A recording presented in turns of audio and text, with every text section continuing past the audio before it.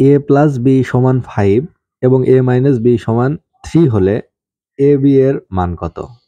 তো আমরা জানি যে এ বির সূত্র হলো A plus B by 2 whole square minus A minus B by 2 whole square. এখানে এখন এ প্লাস বির মান হচ্ছে 5, তাহলে 5/2 তার উপরে স্কোয়ার মাইনাস এ মাইনাস বির মান হচ্ছে 3 আর নিচে 2 তার উপর স্কোয়ার।